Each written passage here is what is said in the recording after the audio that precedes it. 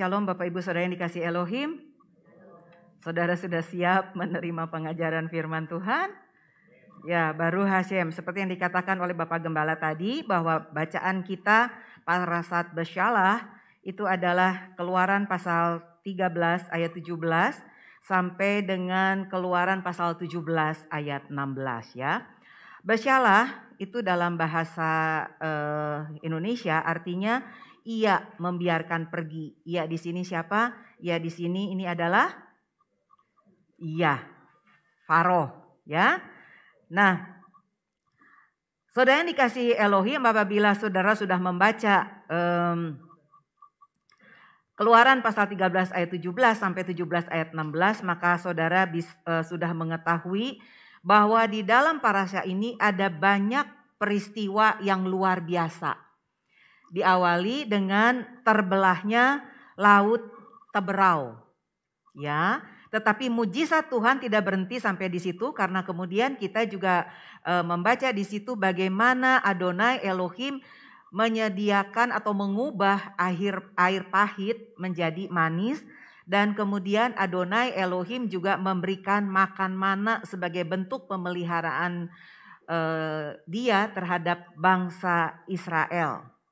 Jadi di dalam parashat Bo Sabat lalu atau minggu lalu kita mengetahui bahwa akhirnya Faro itu mengizinkan bangsa Israel meninggalkan Mesir setelah tulah yang ke-10 ya.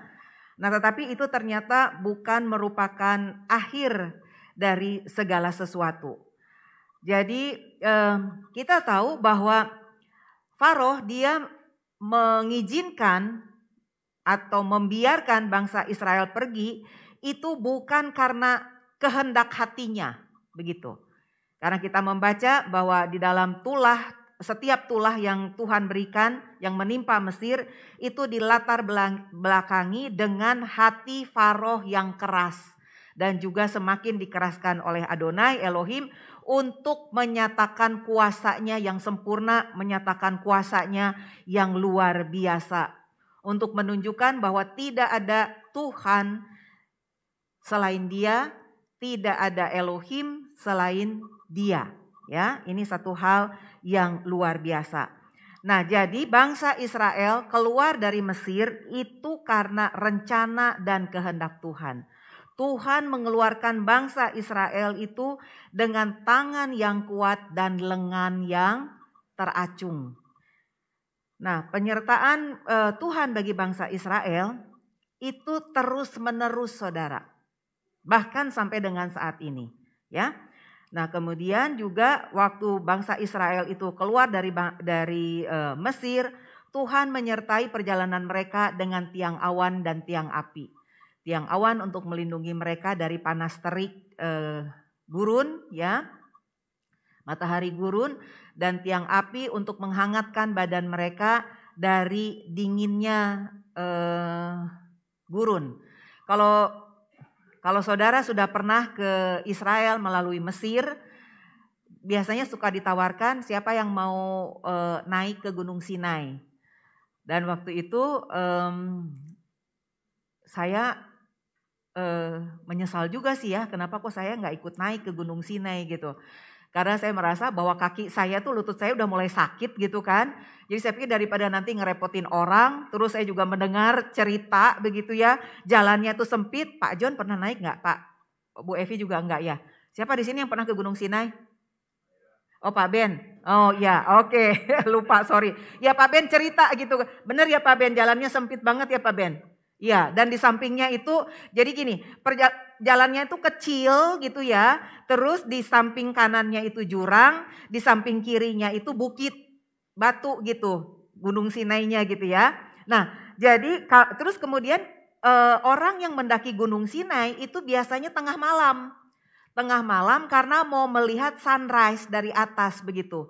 Jadi saudara bayangkan kalau misalnya kita salah melangkah gitu ya, itu bisa terjun gitu ke sana.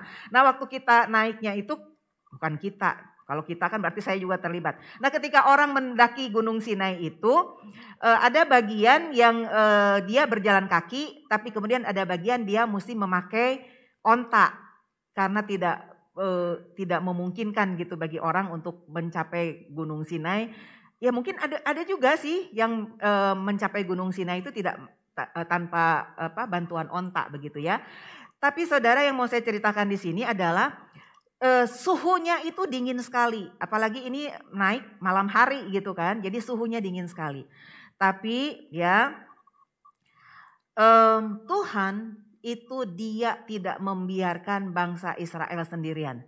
Jadi waktu bangsa Israel keluar dari Mesir, sepertinya Tuhan, oh ya udah, kamu kan udah keluar dari Mesir nih. Kamu kan bersuruh-suruh kepadaku supaya aku membebaskan kamu dari perbudakan. Nah, sekarang aku sudah membebaskan kamu dari perbudakan. Ya udah, selesai sudah tugasku.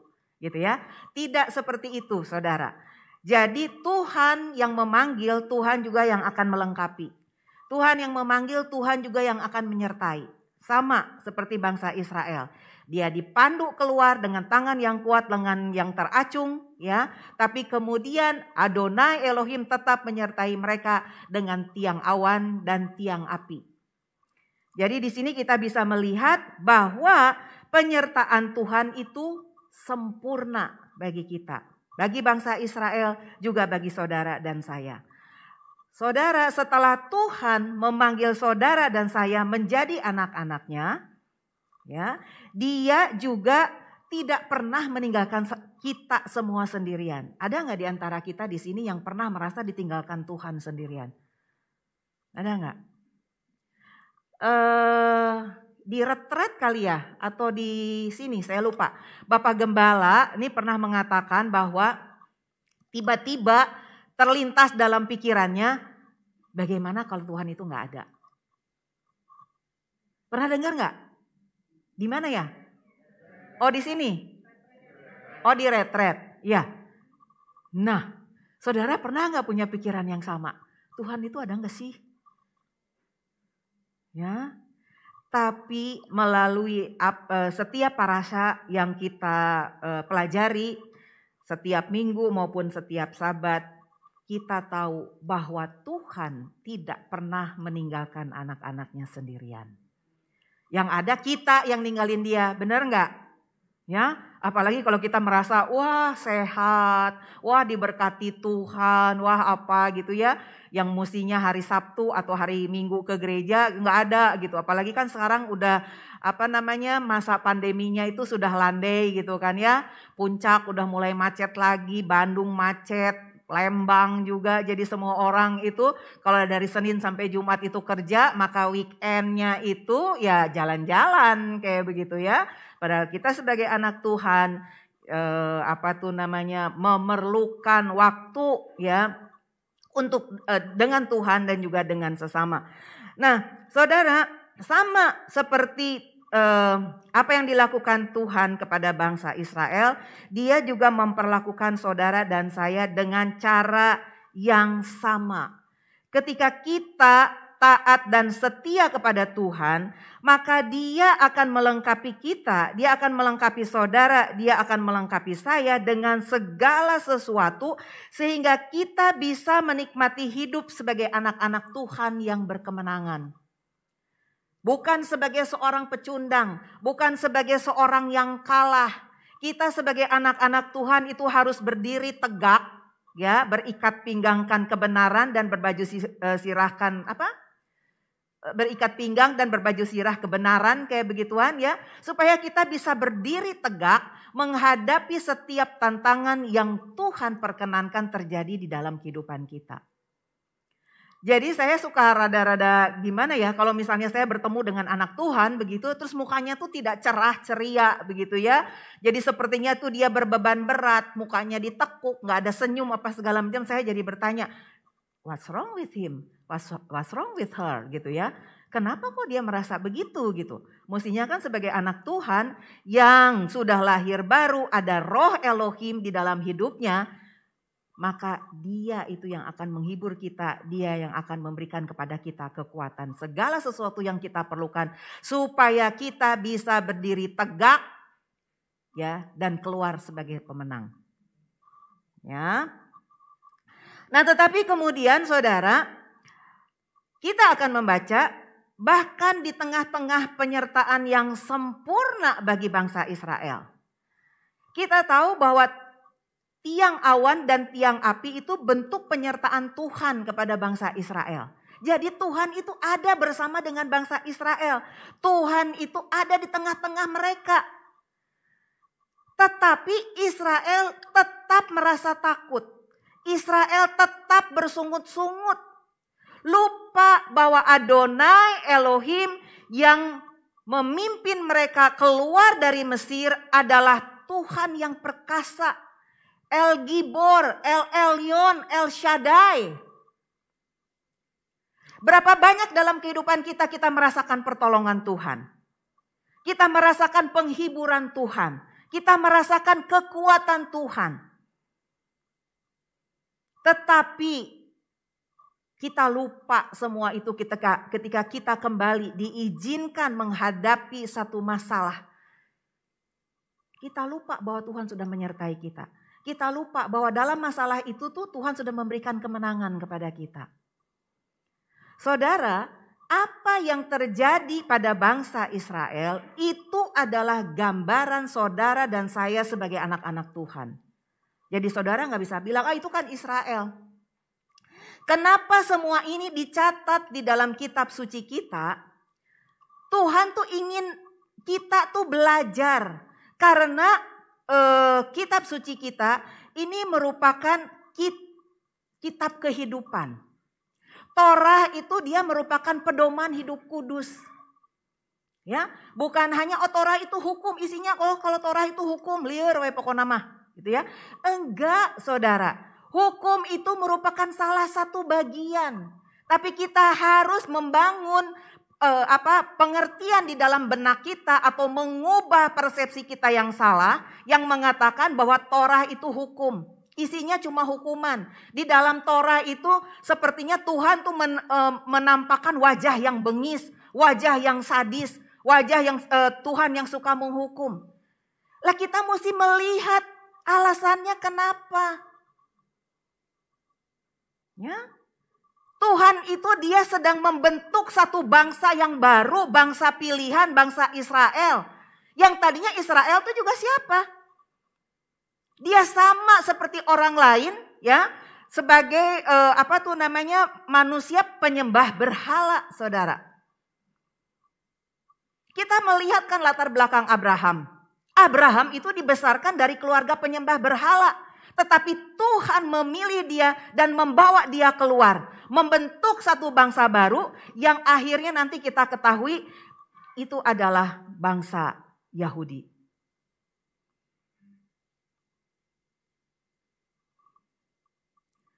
Nah, kemudian kita juga belajar dari kisah cikal bakal terbentuknya bangsa Yahudi itu seperti apa. Itu adalah gambaran dari saudara dan saya. Seorang ya yang istilahnya mempunyai latar belakang, misalnya apakah itu latar belakangnya misalnya kepahitan. Saya nggak mau banyak-banyak. Contohnya kepahitan aja. Tidak mudah bagi dia untuk melupakan kepahitan itu ketika dia ada dalam satu komunitas yang baru. Kita semua mempunyai latar belakang, betul nggak? Ya, latar belakang keluarga saya juga bukan latar belakang keluarga yang oke-oke aja, saudara. Tetapi, ya, Tuhan tuh melihat hati. Kalau kita berharap, bergantung kepada Tuhan dan percaya kepada Tuhan bahwa Tuhan itu bisa menyembuhkan luka, bahwa Tuhan itu bisa menyembuhkan kepahitan hati, bahwa Tuhan itu bisa mengubah segala sesuatu yang buruk menjadi baik, maka kita akan menjadi orang yang baik apapun juga latar belakang kita, saudara. Karena kita melibatkan Tuhan dalam hidup kita. Contoh pengalaman saya minta kepada Tuhan. Tuhan ubah hatiku yang pahit seperti air di mara. Karena pengalaman-pengalaman masa lalu. Saya bilang kepada Tuhan, saya menangis kepada Tuhan. Tuhan, aku tidak mau hidup dalam kepahitan ini. Tetapi aku ingin mengambil pelajaran dari kepahitan masa lalu hidup saya. Supaya saya tidak mengulangi kepahitan yang sama ketika saya membentuk keluarga. Tapi ada berapa banyak di antara kita yang punya pengertian seperti itu. Jadi sepertinya kalau Tuhan memberikan kepahitan, saudara langsung kalah. Iya, Tuhan di mana? Tuhan ada atau enggak? Tuhan tuh ada, saudara. Ada di dekat saudara. Cuma saudara mungkin gak pernah menyapa dia, begitu ya.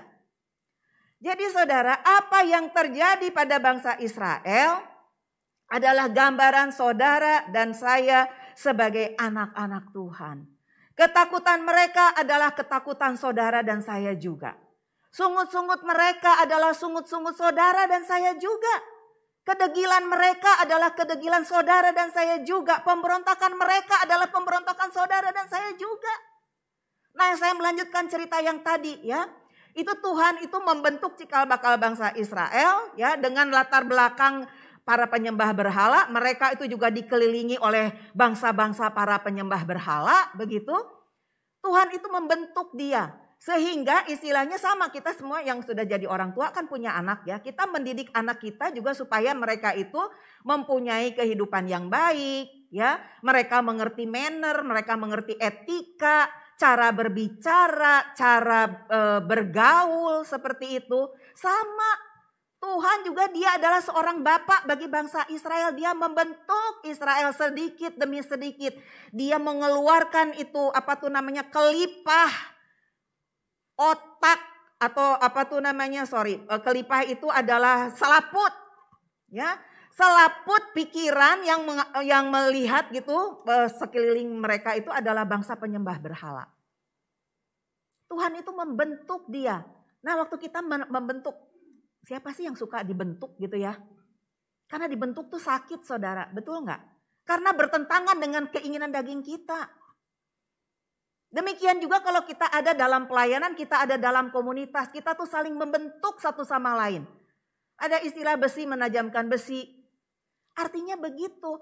Tapi pembentukan itu adalah untuk membuat kita menjadi anak-anak Tuhan yang lebih kuat. Jadi kita mengerti, cara menghadapi masalah itu seperti apa. Cara menghadapi orang lain itu seperti apa. Ya. Nah, makanya orang bilang, katanya Tuhan dalam perjanjian lama itu katanya Tuhan yang jahat. Dia nggak ngerti sejarahnya. Ya, bahwa didikan Tuhan itu luar biasa. Sekarang kita coba lihat hasilnya. Bangsa Israel seperti apa? Kan Tuhan dia membentuk ya bangsa Israel menjadi bangsa perjanjian bagi dia. Menjadi bangsa yang kudus. Kudus itu kan dipisahkan untuk apa? Untuk menjadi berkat. Sekarang kita lihat bangsa Israel itu menjadi berkat atau enggak? Meskipun sekarang ya di negara Israelnya sendiri, saya sudah berkali-kali katakan mereka itu bukan negara agamis, no saudara. Ya, mereka itu istilahnya, tapi yang satu yang saya suka bagi di bangsa ini, dia tuh nggak mau campuri urusan orang, padahal itu negaranya dia sendiri loh. Ya. Jadi kalau misalnya ada bangsa-bangsa datang ke sana mau merayakan hari raya Alkitabiah misalnya, menurut versinya dia, menurut versinya mereka, orang Yahudi nggak ada urusan, nggak ada. Itu pelecehan agama, nggak ada. Mereka sudah tahu kebenaran ya, karena memang Tuhan pelihara ada satu kelompok begitu yang benar-benar tetap dia belajar Torah, taat kepada Torah dan cukup juga kepada Tuhan. Sekarang ada banyak orang Ibrani itu juga yang percaya kepada Mesias Yesua, disebut Hebraic Jew, Messianic Jew, ya. Nah, jadi mereka itu nggak ada urusan, saudara. Ya, orang lain mau menerjemahkan istilahnya perintah di dalam kitab sucinya tuh menurut versinya bangsa-bangsa, mereka nggak ada urusan, ya. Nah, jadi saudara, ini kita mesti tahu bahwa perjalanan bangsa Israel dari Mesir sampai ke Kanaan, tanah perjanjian, itu juga adalah perjalanan saudara dan saya dari perbudakan dosa menuju kehidupan berkemenangan sebagai anak-anak Tuhan. Ya, kita buka Keluaran pasal 13 ayat 17 sampai 14, ayat 17 kita akan baca bersama saudara. Keluaran pasal 13 ayat 17 sampai 14 ayat 17 ya. Saya akan baca untuk saudara. Setelah Faro membiarkan bangsa itu pergi, Besyalah, Elohim tidak menuntun mereka melalui jalan ke negeri orang Filistin. Walaupun jalan ini yang paling dekat. Sebab firman Elohim, jangan-jangan bangsa itu menyesal apabila mereka menghadapi peperangan. Sehingga mereka kembali ke Mesir. Tetapi Elohim menuntun bangsa itu berputar melalui jalan di padang gurun menuju laut Teberau. Dengan siap sedia berperang berjalanlah orang Israel dari tanah Mesir. Moshe membawa tulang-tulang Yosef sebab tadinya Yosef telah menyuruh anak-anak Israel bersumpah dengan sungguh-sungguh. Elohim tentu akan mengindahkan kamu, maka kamu harus membawa tulang-tulangku dari sini. Demikianlah mereka berangkat dari Sukot dan berkemah di Etam di tepi padang gurun. Adonai berjalan di depan mereka pada siang hari dalam tiang awan untuk menuntun mereka di jalan dan pada waktu malam dalam tiang api untuk menerangi mereka. Sehingga mereka dapat berjalan siang dan malam. Dengan tidak beralih tiang awan itu tetap ada pada siang hari dan tiang api pada waktu malam di depan bangsa itu. Berfirmanlah Adonai kepada Moshe demikian. Katakanlah kepada orang Israel supaya mereka balik kembali dan berkemah di depan Pi-hahirot antara Migdol dan laut tepat di depan Baal Sefon. Berkemahlah kamu di tepi laut. Saudara, Baal Sefon ini menurut Midras itu adalah satu-satunya berhala yang tidak dihancurkan oleh Adonai Elohim ketika dia menghukum Mesir dengan 10 tulah. Ya, kenapa? Nah, karena ini akan dipakai di dalam peristiwa ini. Jadi Baal Sefon itu dia adalah Baalnya orang Mesir.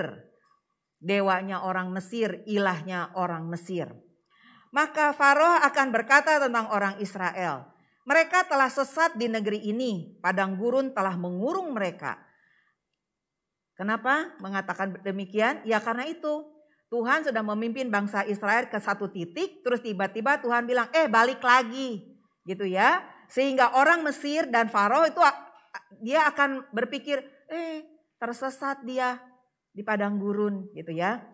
Nah, ayat 4, aku akan mengeraskan hati Faro sehingga ia mengejar mereka. Dan terhadap Faro dan seluruh pasukannya, aku akan menyatakan kemuliaanku. Sehingga orang Mesir mengetahui bahwa akulah Tuhan. Lalu mereka berbuat demikian. Sampai di sini dulu saudara. Saudara seperti yang ayat tadi yang sudah kita baca ya. Seperti yang barusan juga saya katakan. Tuhan itu sudah memimpin bangsa Israel keluar. Israel sudah berjalan sekian lama. Terus tiba-tiba Tuhan bilang kamu harus balik. Hal ini juga mungkin terjadi. Bukan mungkin ya, terjadi dalam kehidupan kita. Kita ini sudah dipanggil menjadi anak-anak Tuhan, sudah dipimpin kehidupan kita, tiba-tiba Tuhan bilang, kamu harus balik. Jadi kita bertanya, Tuhan maksudnya apa? Engkau sudah memimpin aku sedemikian jauh, kok aku harus balik begitu ya? Ternyata di sini dikatakan ya, ayat 4, aku akan mengeraskan hati Faro sehingga ia mengejar mereka. Dan terhadap Faro dan seluruh pasukannya, aku akan menyatakan kemuliaanku sehingga orang Mesir mengetahui bahwa akulah Tuhan. Akulah Adonai. Lalu mereka berbuat demikian. Nah saudara, kalau saudara mengaku sebagai anak-anak Tuhan, ya, saudara bilang, aku sudah menyerahkan hidupku ke dalam tangan Tuhan. Apa memang benar saudara sudah berserah sepenuhnya? Saya juga akan mengakui bahwa ada saatnya saya juga mempertanyakan, Tuhan kenapa begini sih? Ya. Tetapi kita harus belajar dari sini bahwa di balik semua itu Tuhan mempunyai rencana yang indah. Kita ini manusia ciptaannya, pikiran kita tuh gak nyampe, gak bisa menduga pikirannya Tuhan. Dan Tuhan juga tidak meminta kita mau mengerti dia. Siapa kita sampai kita bisa mengerti dia? Tuhan cuma minta kamu taat, kamu setia, kamu komitmen. Sebagai anak Tuhan, beres. Sebenarnya menjadi anak Tuhan itu ya, kalau kita melihat firman-Nya itu gampang saudara. Ya udah, istilah kita melakukan bagian kita. Lalu kita ngomong sama Tuhan, Tuhan aku sudah melakukan bagianku, sekarang bagianmu. Jangan kita ngutrek sampai kita pusing sorangan. Enggak bisa. Tuhan bilang, lah kamu tuh maunya apa? Kamu mau menyerahkan masalahku kepadaku atau enggak? Kalau enggak, Tuhan bilang, ya udah selesaikan sendiri. Kalau iya, ya, lakukan bagianmu, nanti aku akan melakukan bagianku. Ini yang terjadi.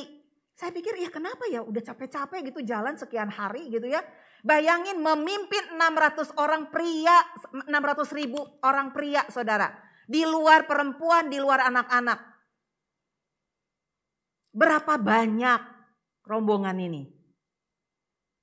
Ya, dan bukan hanya bangsa Israel saja yang keluar dari Mesir. Ada juga orang Mesir, ada juga bangsa-bangsa yang lain yang ikut bangsa Israel keluar dari Mesir. Kenapa? Karena mereka melihat bahwa ternyata Adonai Elohim yang disembah oleh bangsa Israel itu adalah Adonai Elohim yang perkasa. Dia bisa mengalahkan ilah-ilah bangsa Mesir. Jadi ini bukan merupakan satu perjalanan yang mudah saudara. Ya. Firman Tuhan juga mengatakan, Yesus mengatakan pikulah kuk yang kupasang. Jadi ini cara berpikir kitab suci itu cara berpikir paradoks. Saya tadi mengatakan oh jadi anak Tuhan tuh gampang. Tapi ternyata barusan saya bilang ada kuk yang kupasang. Ini jadinya gimana? Memang cara berpikir kitab suci itu adalah demikian saudara. Itu yang dinamakan istilahnya Bapak Gembala cara berpikir siklis. Bagaimana kita bisa tahu gitu ya. Ya kita tanya sama Tuhan. Ya. Nah saudara menurut Midras dalam ketakutan rombongan bangsa Israel ini terpecah menjadi 4 kelompok saudara. Kelompok yang pertama mengatakan, mari kita terjun ke laut. Ya. Jadi kelompok ini berpikir daripada kita kembali ke perbudakan, ya lebih baik kita tenggelam di laut.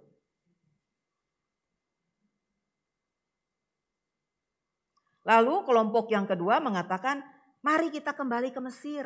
Artinya apa? Ya udah jadi budak lagi gitu ya. Tapi gak habis pikir ya. Setelah mereka mengalami peristiwa yang luar biasa. Kok tetap ada pikiran, hayu dah mendingan kita balik ke Mesir.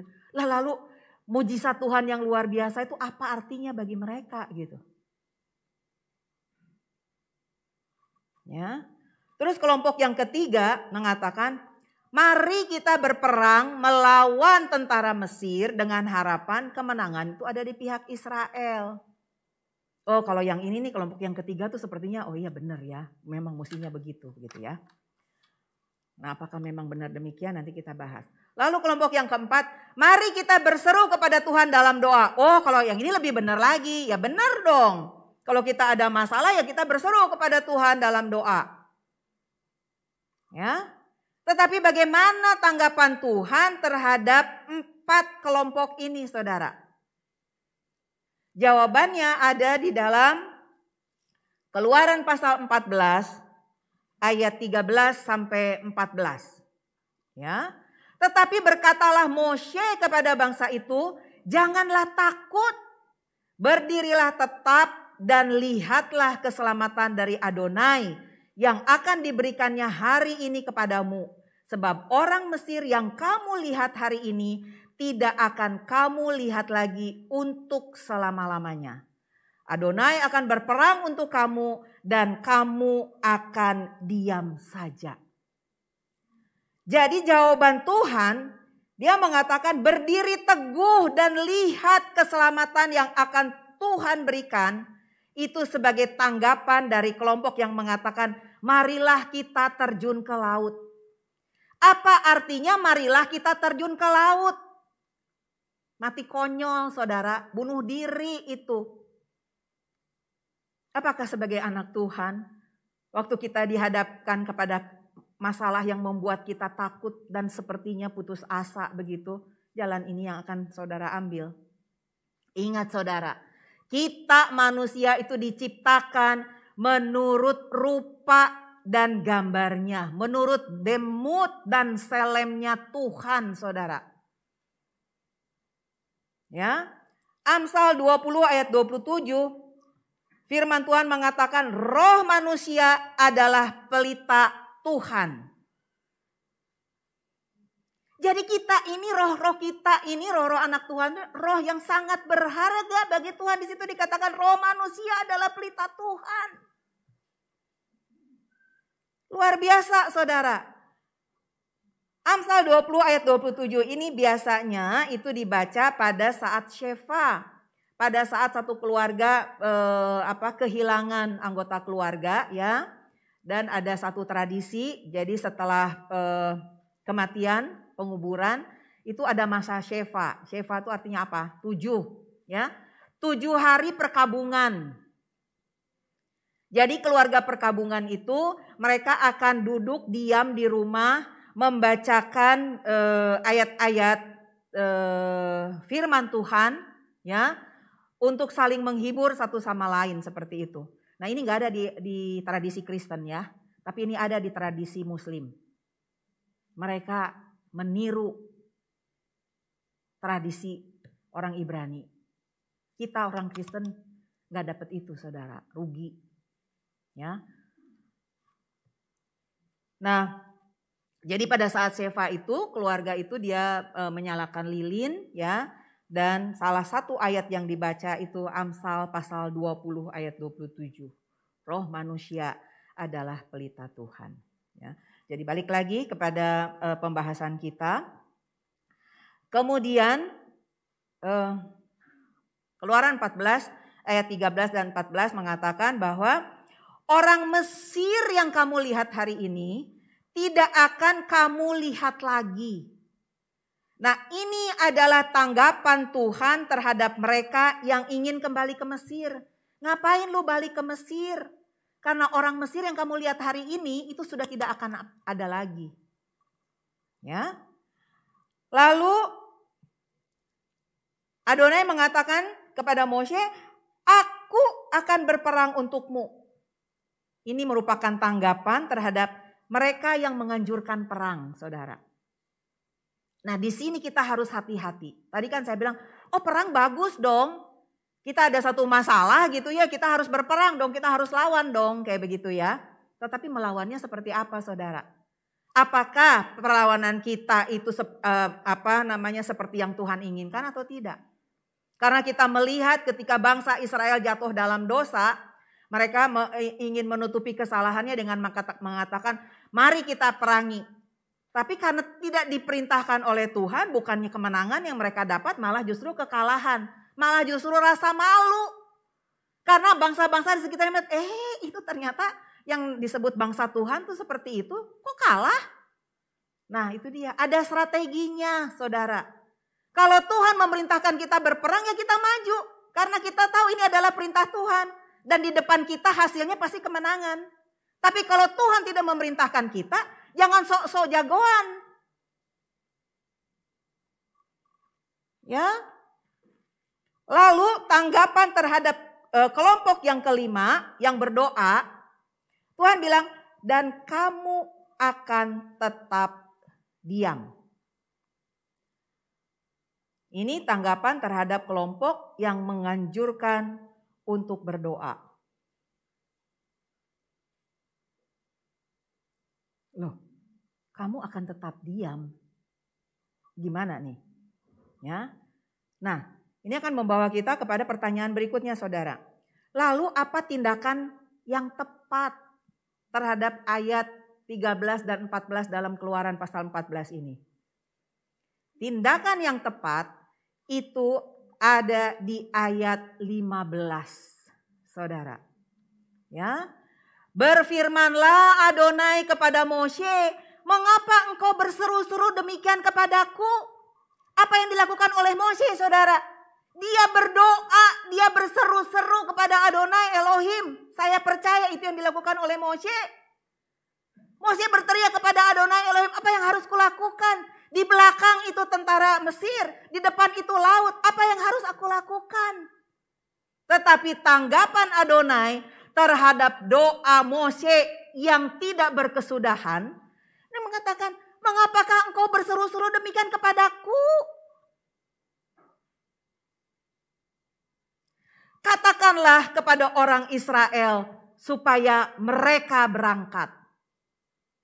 Berangkat kemana? Di depan kan laut. Di belakang tentara Mesir. Berangkat kemana, saudara?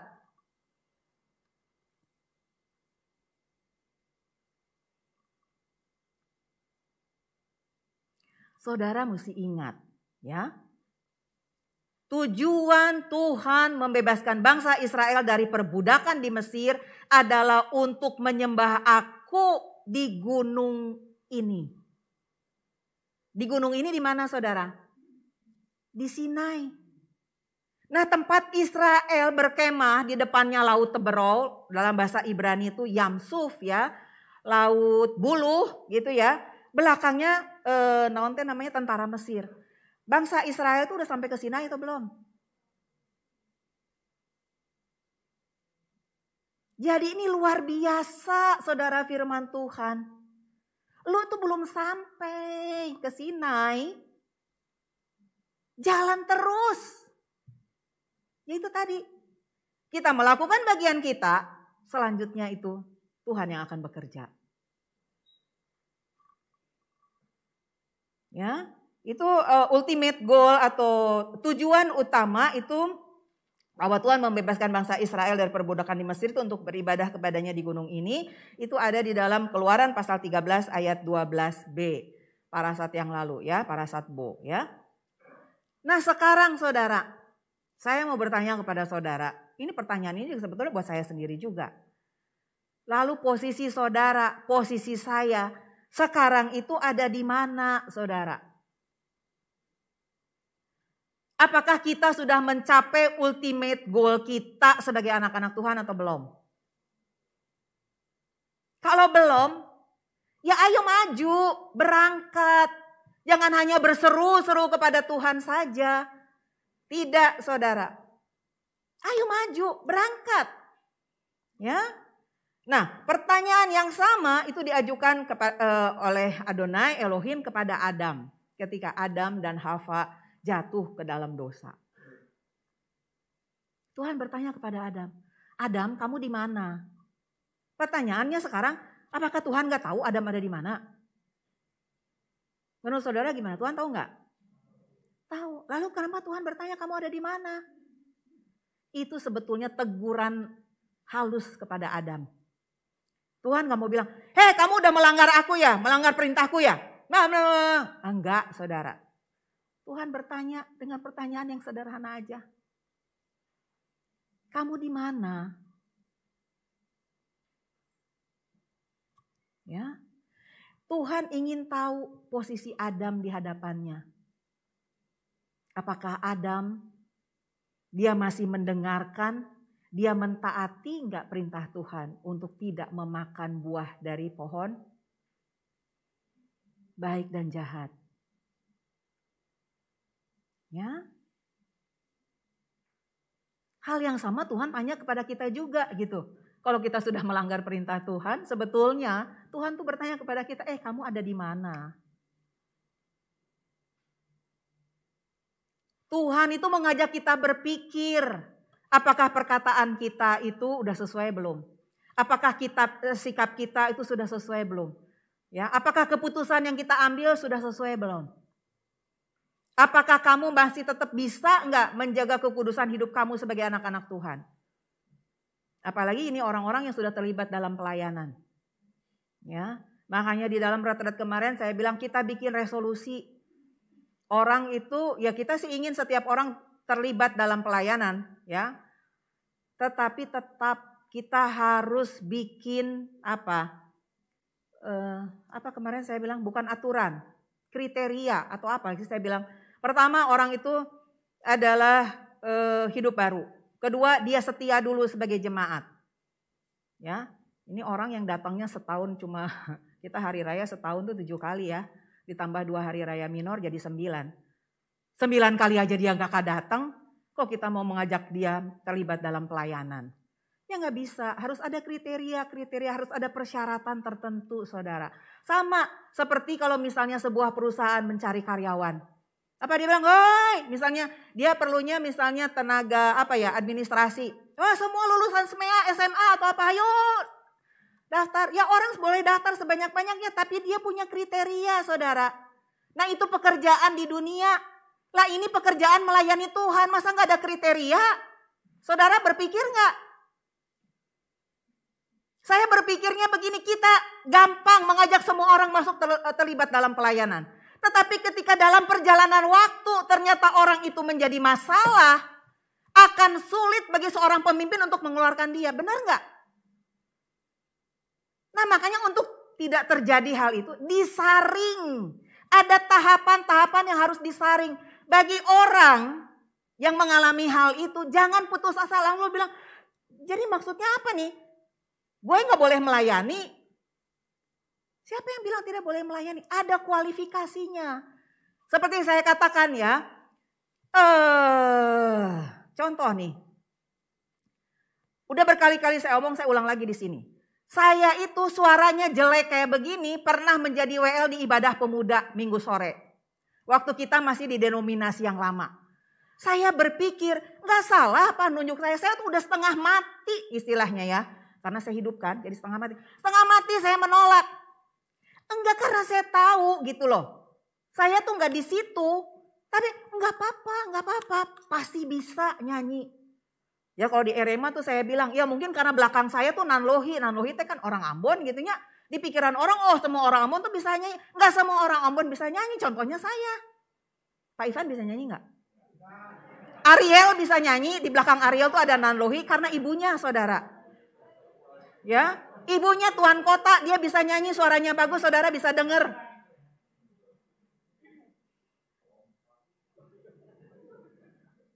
Anak saya bisa nyanyi, Irene gitu ya.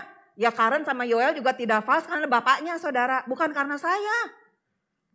Ya, Nanlohi mak. Pernah gak sih ada Nanlohi penyanyi? Gak ada ya? Oh ada. Ya itu bukan Nanlohi kita. Ya. Terus waktu saya nanya ke Papa, "Pap, kenapa sih kita gak bisa nyanyi?" Terus si Pap tuh dengan enteng begini, kita mah anak raja. Ya, kita gak perlu bisa nyanyi, panggil orang aja, bayar orang, suruh nyanyi, suruh main musik. Kita Nanlohi gak deh, Nanlohi Papap loh ya, Nanlohi keluarga saya gak ada yang bisa main musik saudara. Nyanyi juga kagak, main musik apalagi gitu ya. Nah, jadi balik lagi. Kita itu ada di mana waktu Tuhan bertanya?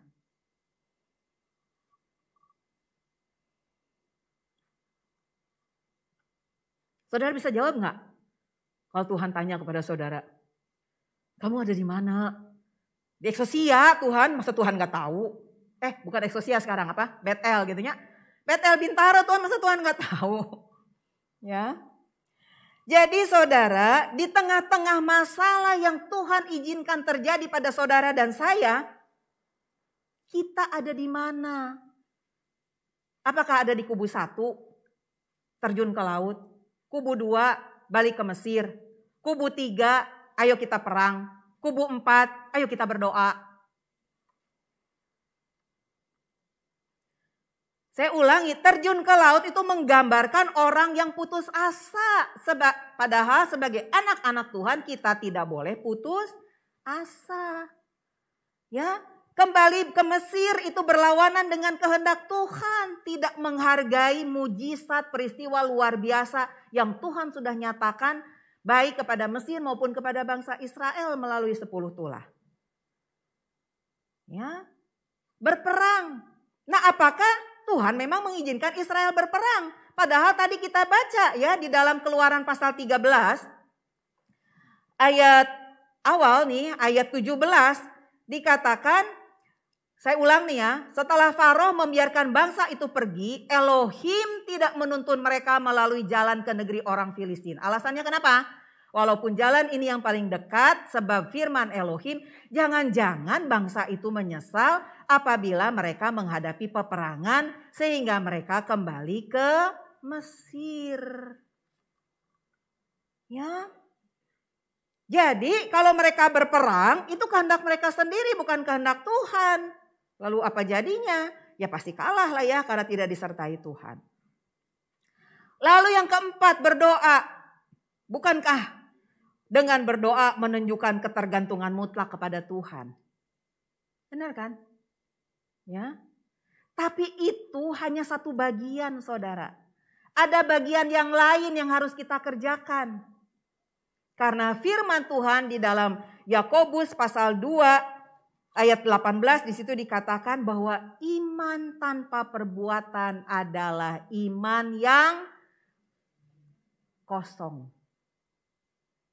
Makanya itu Adonai Elohim dia berkata kepada Moshe di Keluaran 14 ayat 15, "Mengapakah engkau berseru-seru demikian kepadaku? Katakan kepada orang Israel supaya mereka berangkat."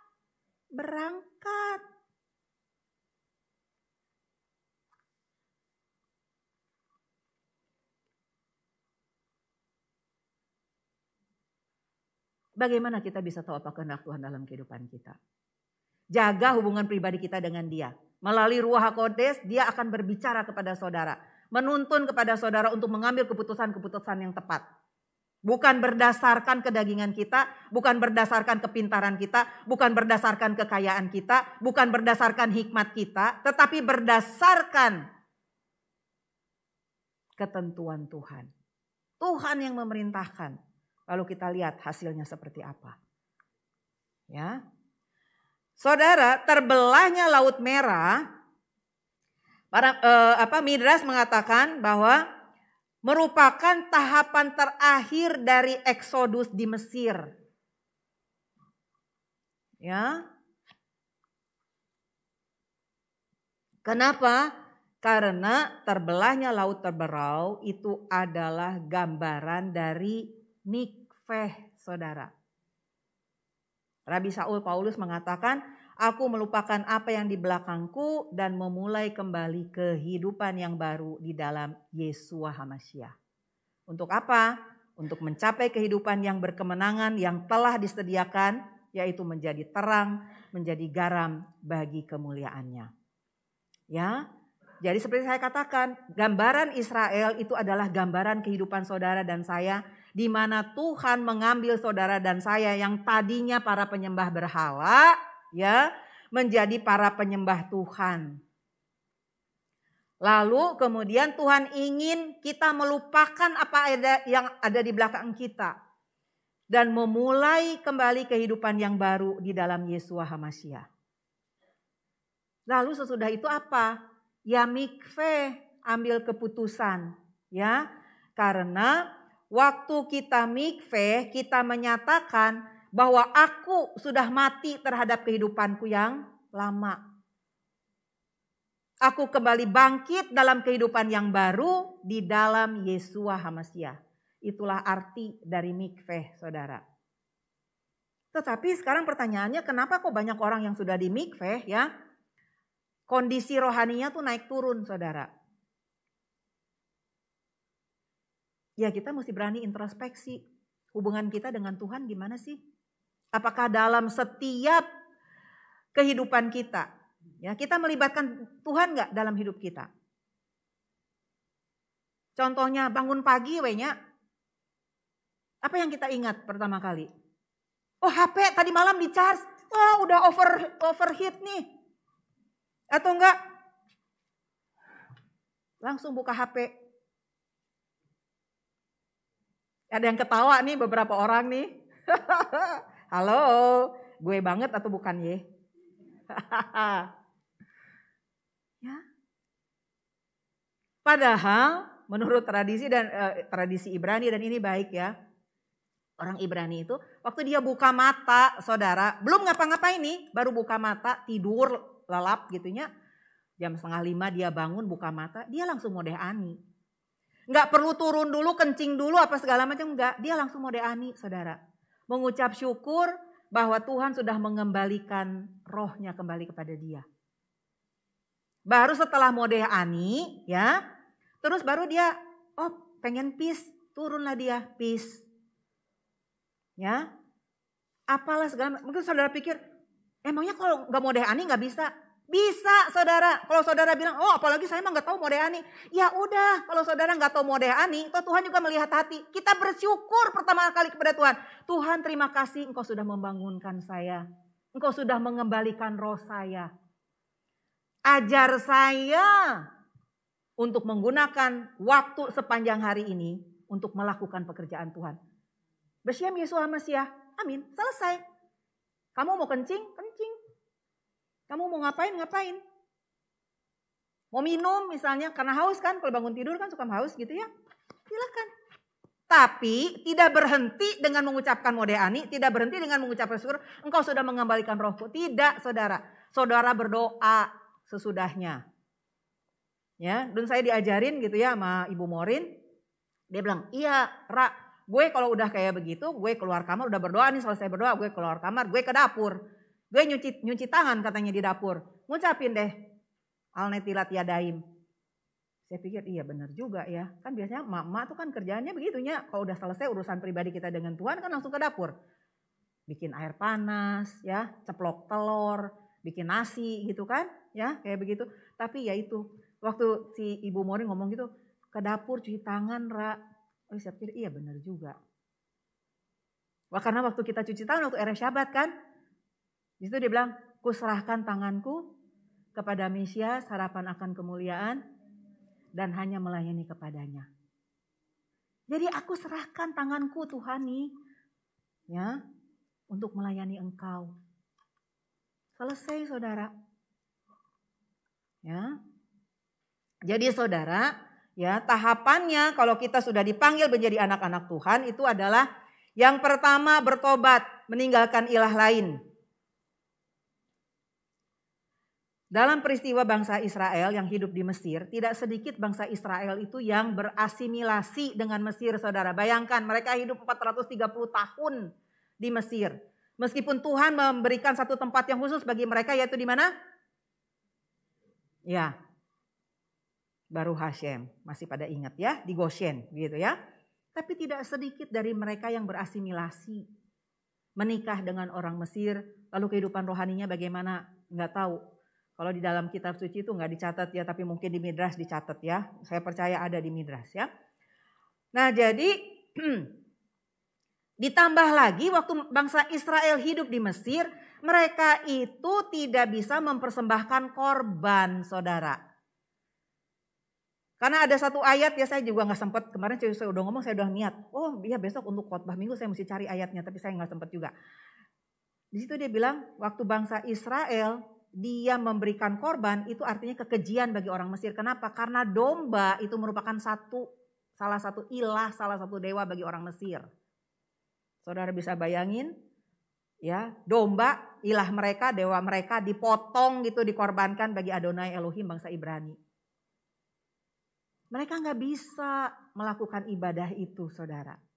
Sebetulnya secara rohani orang Israel ini juga hidupnya tertekan karena dia tidak bisa melakukan perintah Adonai Elohim. Ya mungkin sama ya seperti kita di sini gitu, jadi minoritas di negara ini ya. Tapi ya kita bersyukur para pemimpin kita itu sekarang ini dia selalu mengemukakan toleransi. Ya, saya bersyukur. Dan saya berharap ini bukan hanya euforia sesaat, nanti ganti pemimpin, ganti lagi gitunya kebijakannya. Ya kita doakan saudara, itu tugas saudara dan saya sebagai anak-anak Tuhan. Supaya slogan tentang toleransi itu bisa terus berjalan dan hidup di negeri ini. Ya. Nah, kemudian yang kedua tahapannya sebagai anak Tuhan itu tadi bertobat, meninggalkan ilah lain. Meninggalkan kehidupan yang lama bagi kita ya. Terus yang kedua, percaya dan menerima Yesua HaMasiah sebagai anak domba Pesak yang mati sebagai keampunan dosa. Ya, jadi kita tahu juga bahwa darah anak domba yang dilabur di pintu-pintu orang Yahudi adalah gambaran dari Yesua HaMasiah sebagai anak domba Pesak kita. Dan tahapan yang ketiga itu adalah mikveh, saudara. Jadi sebagai tanda bahwa kita sudah mati terhadap kehidupan yang lama dan bangkit kembali dalam kehidupan yang baru bersama Yesua HaMasiah. Amin, saudara. Mari kita tunduk kepala, kita berdoa. Bapa kami yang di surga, terpujilah namamu. Kami bersyukur ya Tuhan untuk firman Tuhan yang mengingatkan kami kembali ya Tuhan tentang penyertaan Tuhan yang luar biasa bagi bangsa Israel. Dan kami percaya hal itu adalah merupakan gambaran yang sama tentang penyertaan Tuhan bagi kami anak-anak Tuhan yang sudah Engkau panggil ya Tuhan. Ajar kami ya Tuhan untuk mensyukuri segala sesuatu yang Tuhan sudah kerjakan dalam kehidupan kami. Dan biarlah melalui parasat besyalah ini kami juga belajar, kami kembali diingatkan ya Tuhan. Kami kembali peka ya Tuhan terhadap apa yang Tuhan inginkan dalam kehidupan kami.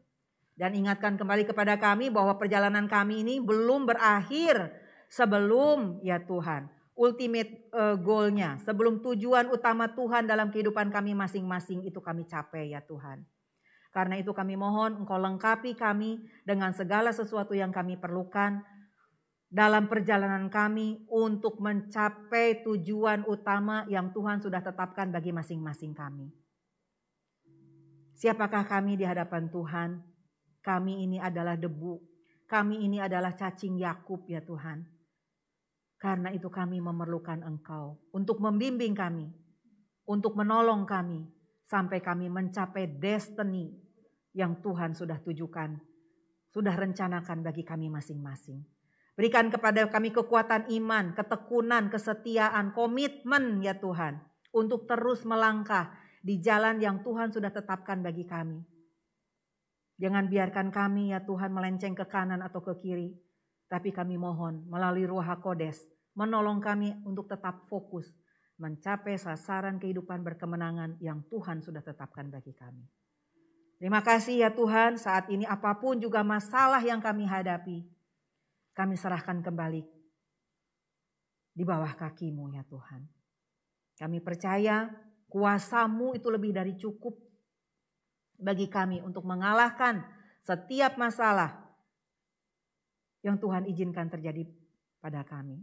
Segala sakit penyakit ya Tuhan. Segala hubungan yang tidak baik.